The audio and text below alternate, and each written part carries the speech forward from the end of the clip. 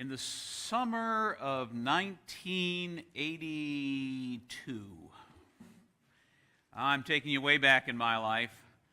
I was sailing around in the tin can Navy in the middle of the Persian Gulf, trying to show our strength. I started aboard a World War II destroyer that was built for World War II, and then moved on to a Spruance-class destroyer, which was much nicer. In any case, we sailed around, and I was pretty sure I was going to go into the Navy, be commissioned, do some work there, enter into politics, and ultimately be the President of the United States. That was my plan. Now, mind you, I hadn't talked to God about that. I just decided that's what I was going to do, and that God was going to bless that. So while I was sailing around, I met a Roman Catholic chaplain, and we had a long conversation one day aboard ship. And then one night I was on watch at night, because when you're sailing around in the middle of the darkness and you're relatively near the coast, you don't want to be snuck up on by little tiny boats that will do bad things to you.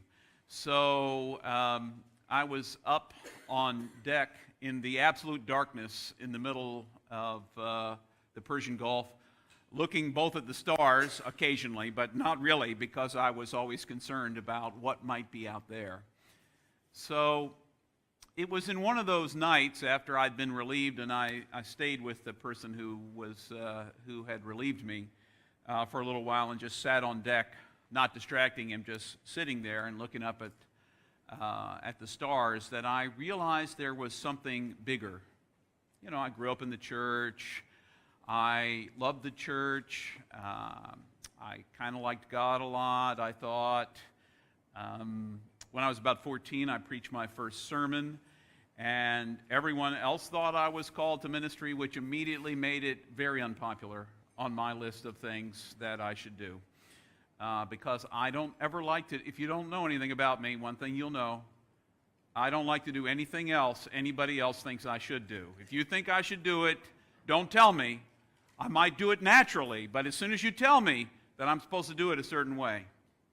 So I came back from that cruise in that summer and talked to my Naval ROTC supervising officer, and he said, "Well, James, if you're interested in ministry, think about it for this semester, but we don't want you to continue in NROTC then, because that, you know, we're interested in line officers, unrestricted line officers, and we'd love to have you as a chaplain, but you'll need to work that out on your own. But think about it." So the lieutenant told me to do that, and I did.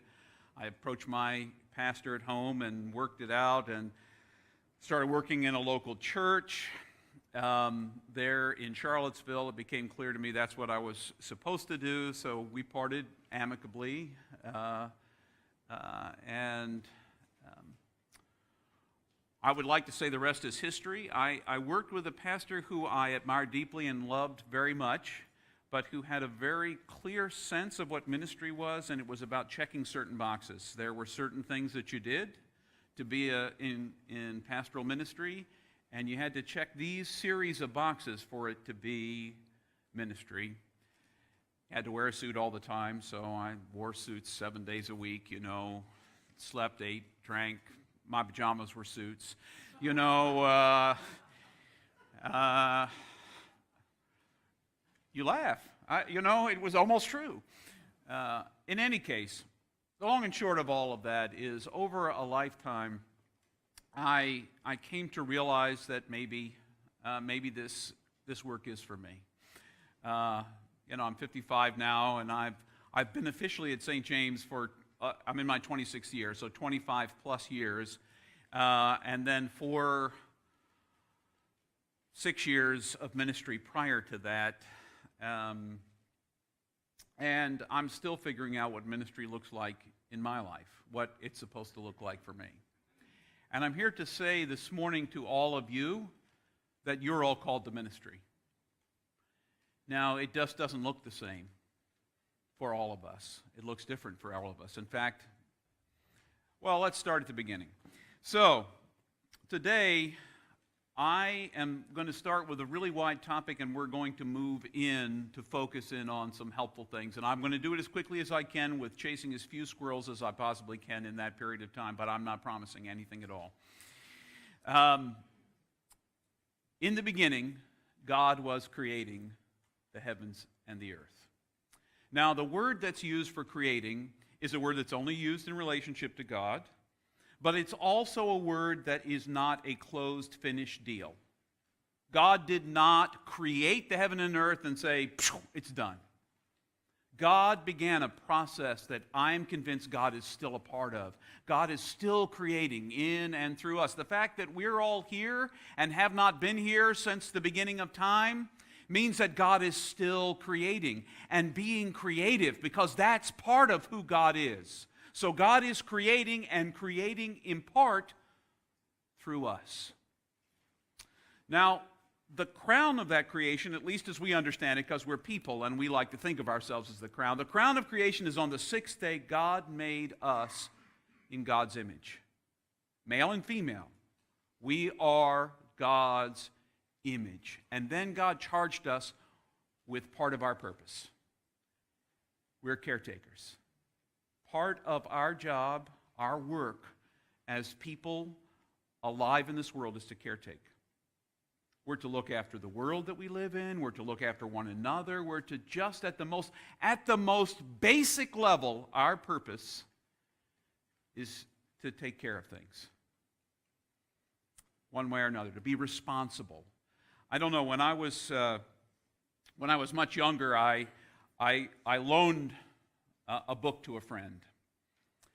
And it was in pristine condition when I loaned it to him. And when it came back to me, needless to say, it was no longer pristine.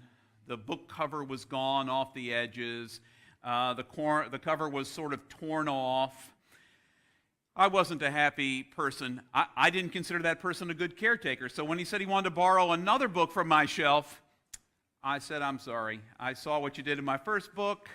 The library. That's what libraries are for. I'm not your library. Go find it somewhere else. So that was my mean, tough, ugly days. But I think when God entrusts us, when God makes us, God trusts us to take care of the whole package of what we're given. And that means our bodies, that means our minds, it means our souls, it means attending to ourselves as well as all the things around us in the world. Well, as time unfolds continually in the Bible, we get a people that God selects. You know, we talked about it before. God calls out Abram and kind of gives him a big picture, and then Abram's, son, becomes Isaac, and then one of his sons, Jacob, becomes Israel, and then there's a whole people that God's calling out, and God calls them to do something and tells them that their job is to love the Lord your God with all your heart, soul, mind, and strength. So in a big way, that's part of, we share a spiritual heritage with our sisters and brothers, the Israelites, the Hebrews.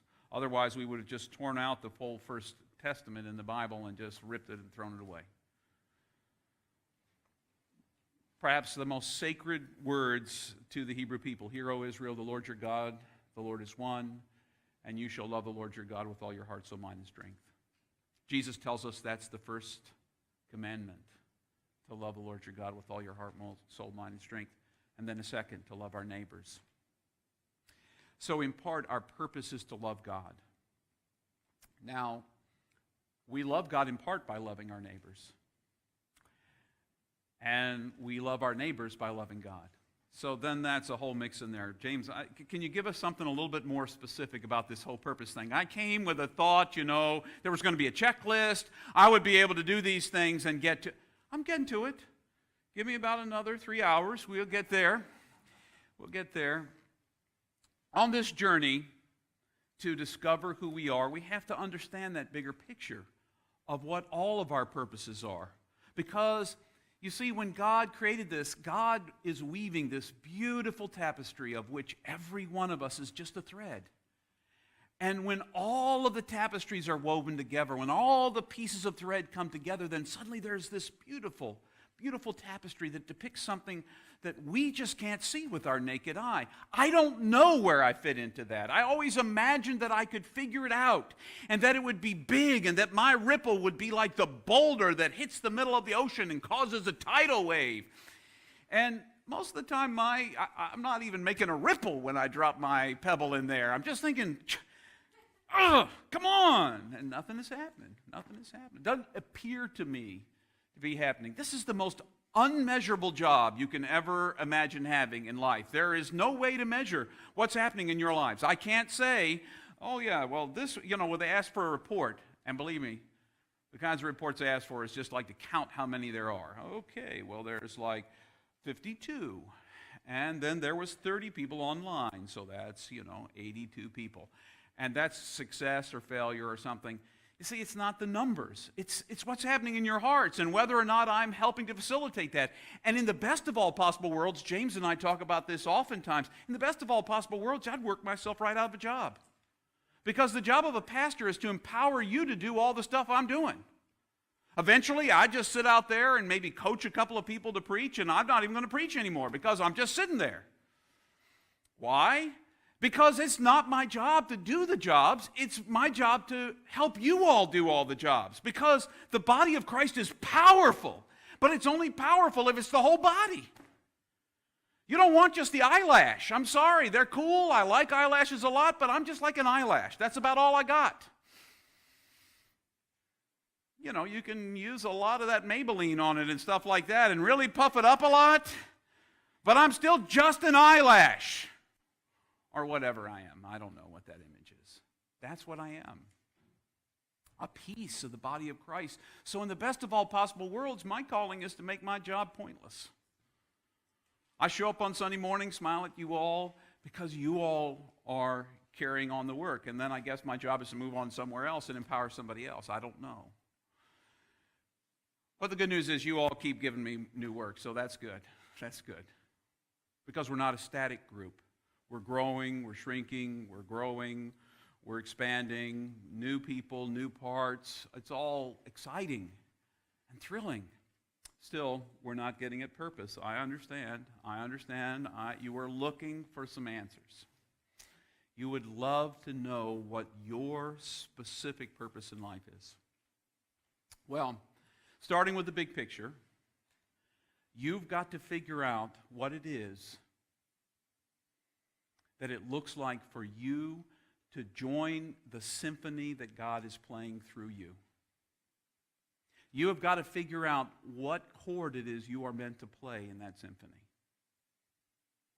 You've got to figure out what it is that you feel deeply passionate about, that when you do it, you feel God's pleasure.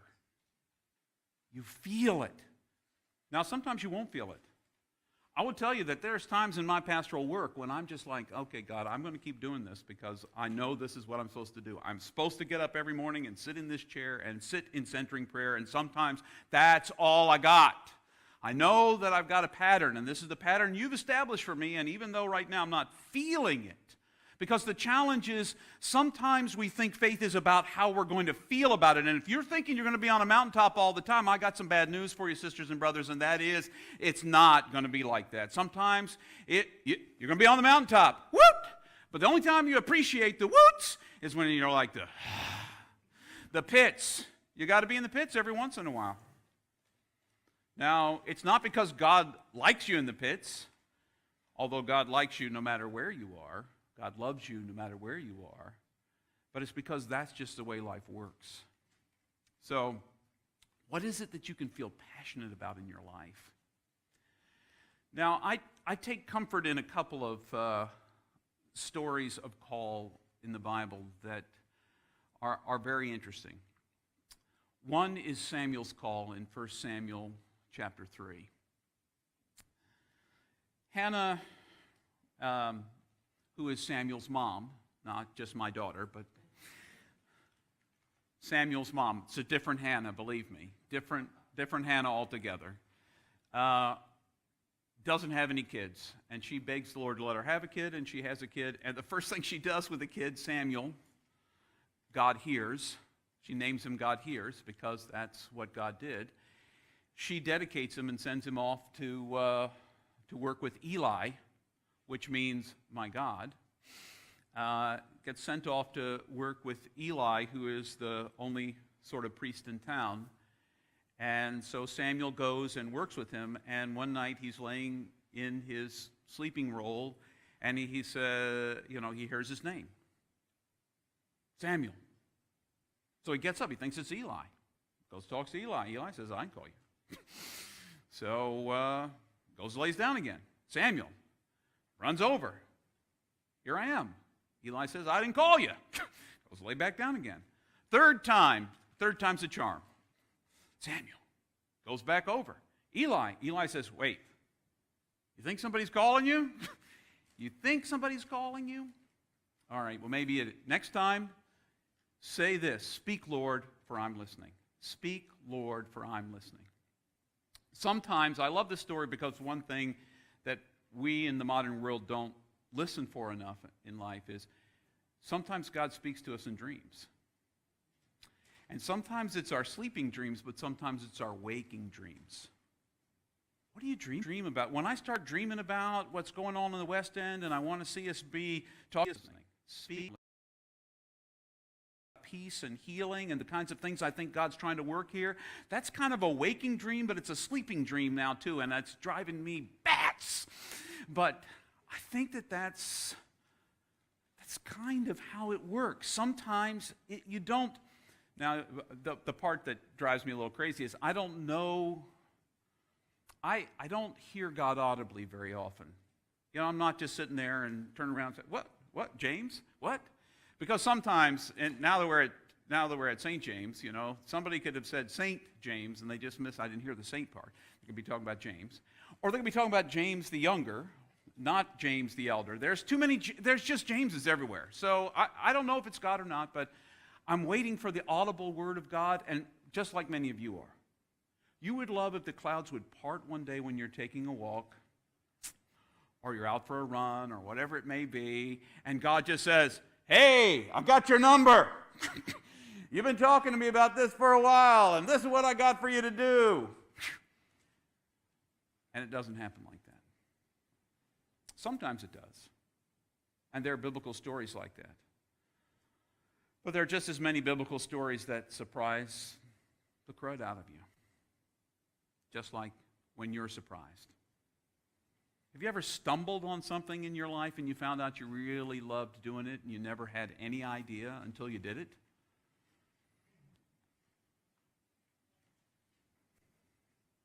See?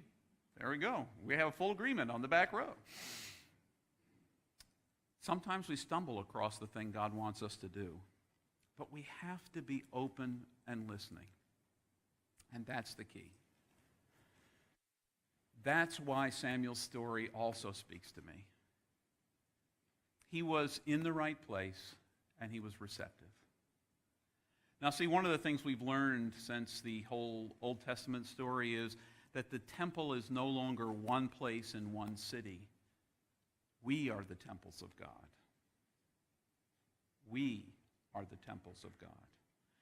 In 1 Peter, it tells us that we are a royal priesthood. Not just any priesthood, a royal priesthood. The job of a priest is to hold the world up to God. Our job is to hold the world up to God. Now, some of us are really strong, so we're supposed to hold it literally, physically.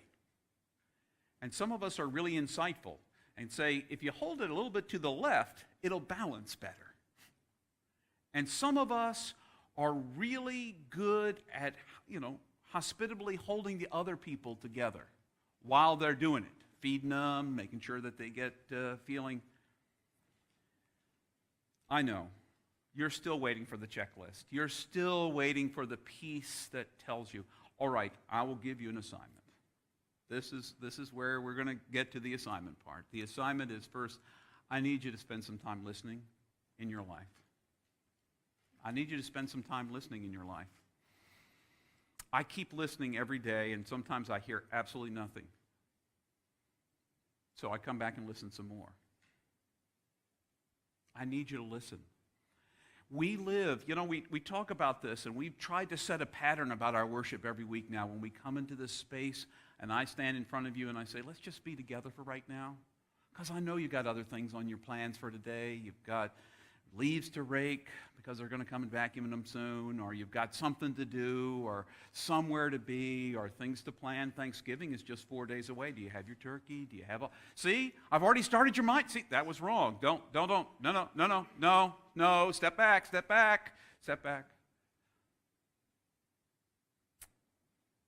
Learning to be where we are and learning to be in God's presence. Because you see, you're always in God's presence. But oftentimes, you don't feel God's presence because you're not here. And I don't mean here in church. I mean wherever you are, you're not there. You know why we do centering prayer now? Do you know what centering prayer originally was part of? It was part of a practice of learning to not think about what's coming, to not think about what's past, to not think, to just tune the receptor in and be there. Because I've always got someplace to be. 1:30 this afternoon. By 1:30 this afternoon, I have got to be at Lorton Community Action Center because I'm helping them deliver things. And by the way, besides Eric and me going, they need at least 2 more of us to come down and help them deliver food to people who can't come and pick up their food for Thanksgiving. That's a side issue. That's not an assignment, but I just remembered it, and if I don't tell you now, I might forget it, and then I'll be in deep trouble with the boss, also known as Linda Patterson, my wife. But, so I've mentioned it now. So if you're interested, you should talk to me right after worship, and then I can tell her when I see her that there are people coming, and I can't remember who they are because they talked to me after worship, and I don't remember anything, but that's neither here nor there. See, I chased a squirrel. So my first assignment is you make time in your day. If it's only 5 minutes, well, fine, it's going to be 5 minutes, but sit quietly for 5 minutes. Don't think about anything. Now, here's what I find. 5 minutes won't be enough, but 5 minutes is a start. 5 minutes is a start. 5 minutes, I haven't even begun to clear the runway in my brain for God to show up. 5 minutes, I'm still just trying to get my thoughts to stop. But if you have small people in your life, if you have a busy life, you just can't control when people are coming to chat with you. You can't. You think you can go to the bathroom by yourself? You can't. I don't miss those days. I do miss those days in a lot of ways, but not the... Okay, and anyway. So make 5 minutes to just sit quietly. Maybe you have a window in your house that you can just sit by and look out. Maybe there's a tree out there. Or maybe, unfortunately, there's not a tree out there, out your window. But just watch it blow in the wind. Just let it be a distraction from all the thoughts you want to think. Just watch the breeze, which, by the way, is the wind, which, by the way, translates into the same word for spirit. Just watch it blow where it blows. Rock in your mind with the tree. Just slowly be memorized by what God is doing around you. And just be present in that moment. And maybe you give God a little room to speak. Speak, Lord, for your servant is listening. Speak, Lord, your servant is listening. Second assignment, maybe you need to say those words. Maybe you need to say, God, speak, Lord, I'm listening. But you need to be listening. How many times have you wanted someone to listen to you and they're doing 6 other things? I'm trying to tell Linda something. No, usually it's not that way. Linda stops what she's doing and listens to me. I'll be doing something, and Linda will say, now, I want you to remember this. I'm sure she says that. I don't hear it because I'm not listening. 2 weeks later, James, did you do that thing? What thing? The thing I told you to do 2 weeks ago, asked you to do. She doesn't tell me what to do. The thing I asked you to do 2 weeks ago, no, you didn't ask me to do it 2 weeks ago. Yes, James, I did. When? She can give me the chapter and verse. You were sitting in that chair. You were wearing a St. James shirt, the blue one, not the black one. You said to me, you were looking at me when you said, I will handle that. You were looking at me when you said that. And I said, was I really? Did you really say that, or are you just replaying? Am I always sitting in my blue St. James shirt, not the black one? Am I always sitting there, and you're just telling me this? No, Linda doesn't lie. So she told me, and I still haven't done it 2 weeks later. It's because I'm not listening. There are a lot of competing voices in your life. If you have small children, you've got competing voices. You've got competing voices going on all the time. You've got your boss in your head. You know, if you're a boss, you've got your employees or your underlings in your head. You've got your children, your spouse, your friends, your family, your cousins, your grandmother. Everybody is talking to you about the things you need to be doing with your life. And you hear those voices even when they're not in the room. And I tell you, the only way you're going to discover your purpose really in life is to slow down enough, long enough, to really, really listen to what someone is saying. And for you, that someone is God. Because I am convinced that every one of you made in the image of God is made for a very specific and unique purpose. And that unique purpose is something you discover only by listening carefully to God in your life. Now, God gives you some hints. Open your journal after you've sat and listened for a while and just brainstorm all the things you really love to do with your life. What are the things you really I